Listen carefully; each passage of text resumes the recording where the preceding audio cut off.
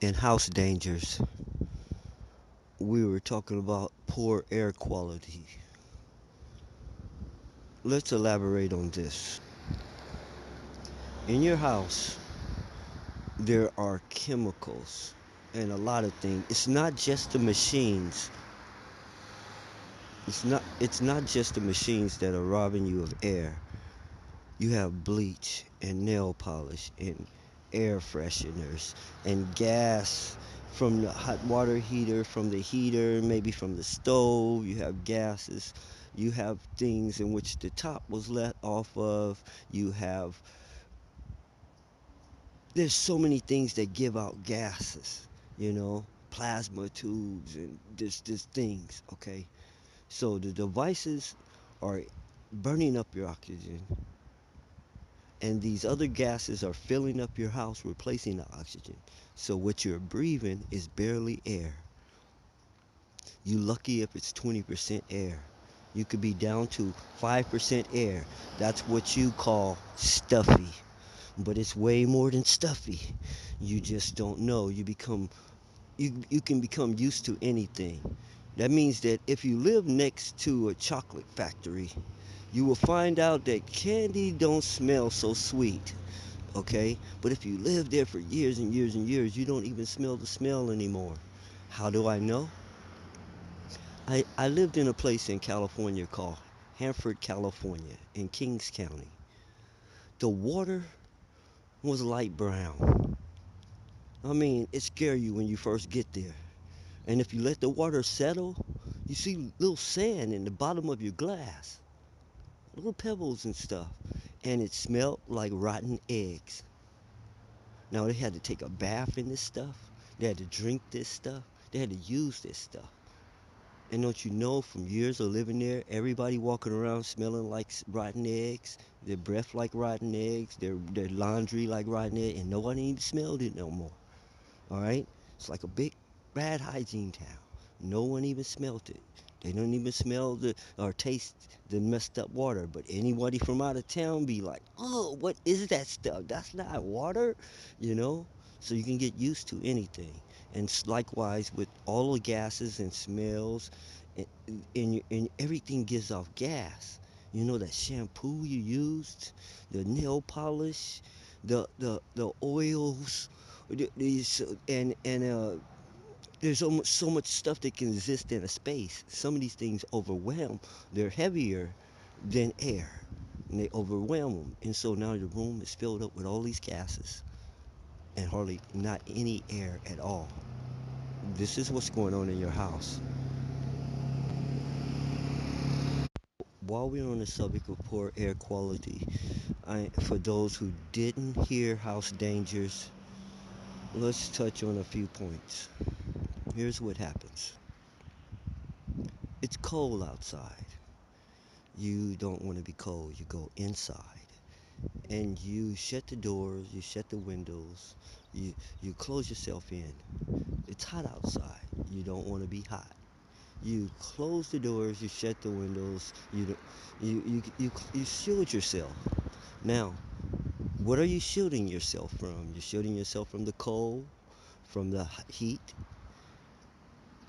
Yes, and you're shielding yourself from oxygen, that you need to live.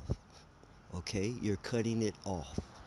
Now, you may think because you feel something blowing on you from the heater that this is air, but it's mostly gas. It's mostly gas. Okay, now, even the air conditioner blows out a certain amount of air, which is cool. It's just you, okay. But as you get a room full of people, it's still blowing out that same amount of air. More people, you need more air. If you were trapped in a tank with them, you would find out how fast that little air in your living room will be gone. And then you know it doesn't last all day and night like you think. The air in your living room is gone in hours. If you got a family, you're really in trouble. Now, so you're in there with all the doors closed.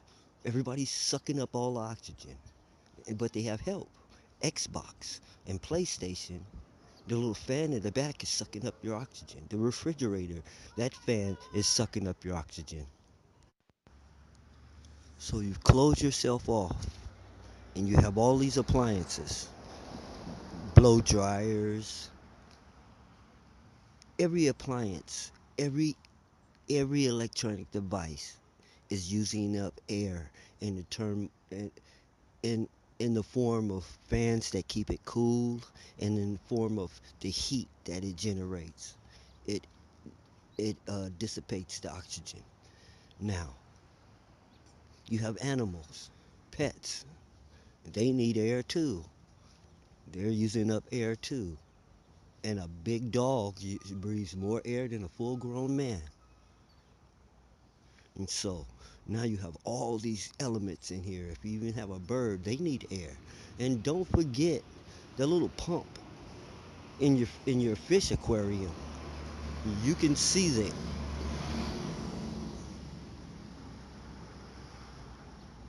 You can see the air. You can see the bubbles. Where do you think it's getting the air from? That's your air it's using.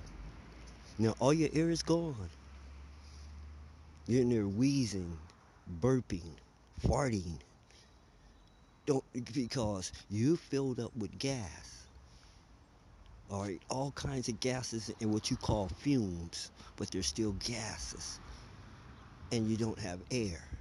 Now here's the killer of the whole situation. Here's how your breathing situation works. You breathe in oxygen, what you call air, okay? And you breathe out carbon dioxide. All right? Now, carbon dioxide is a gas. Now you're breathing out carbon dioxide and sucking up all the air. Now the place is filled up with all kind of gases, especially carbon dioxide. Now everybody is burping, farting, getting little miniature heart attacks. They at least that's what it feels like, and they don't know why. They're taking Tums and Rolaids. Oh, I got gas. Wonder what it is. It's the person sitting beside you breathing gas out at you, and you're breathing it in. No one's telling you any of this stuff. What are they there for? There are people whose job is to tell you these things. You elected them. You are paying them. What are they doing if they're not doing their job? There's people who are there to keep your health, to warn you, surgeon generals, and way down the list. There's all kinds of people who are supposed to tell you these things. But what are they doing? You have the wrong person in the wrong job, maybe. You need the best person for the job. You need the person who's going to do what it is you need to be done. It's like each job has a specific task so that everything gets done. And you don't want a painter over here where you need a carpenter. You want the right person in the right job. So you're in danger. Those sworn to protect you haven't even mentioned any of these things. And they're going to say in some obscure article published from Harvard, Yale, we mentioned this subject. But you don't know of it. You never heard of it. That means it was not published. It might have been printed, but printed does not equal published. And that's another misconception. People will make you think because they printed something, it's been published. No, published is like made known to the public. Um, anyway, back to the matter at hand. Air inside your house is not good air. Trees make air, bushes, grass. All right? Carpet doesn't make air, it gives off gases. Yeah, you didn't know that. There are carpets that give off not only gas, but poison gas. So you enter your house seeking shelter, and it kills you. Why? You don't know. You didn't invent the house. You didn't decide that you would live in a house. Someone else decided all that long ago before your ancestors, actually. Before your great great great grandfather, they decided you would live in houses for you. Now, these are the same people who, like I said before, uh, they were kind of primitive by today's standards. You know, butter churns, that type of thing, high germ content. You know, oh my God, what did women do during their cycle in them days? Before rags, I mean, real cloth rags, which was bad enough. All right, you are in a modern time where you didn't see cloth diapers, but I remember cloth diapers and the horror of washing. Oh my God, but anyway, you didn't decide to live in a house. You didn't decide half the things you did, you are doing. That's what this is about. Stop. And then decide everything that you're doing. Check it out. Decide if you even want to do it or not. What it's about. Don't even bother to go, where did they get this from, or any of that. Just check it all out and decide if you want to do it. And if the, and then stop and think, is there anything else you want to do they didn't tell you to do? These things don't cross your mind. You just go the way they cut out for you. You've been roboted. Now it's time to pump your brakes. Come to an easy stop. You don't want to slam on your brakes.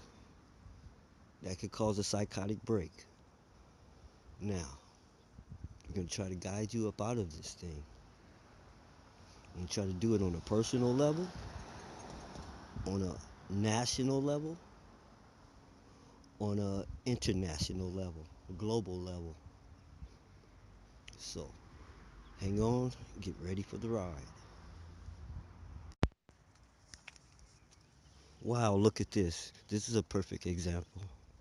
It's beginning to drizzle on my equipment. There's no rain in the forecast. We just had bad rain. It's supposed to be partly cloudy, clearing away to clear skies. And then partly cloudy again, fog overnight. And that's why I'm saying you can't listen to them. Don't even listen to me. Hear what I say, check it out, find out if it's true or not for yourself. That's the same with anybody. Don't disbelieve anybody, don't believe anybody. Check it out for yourself. Just hear them out.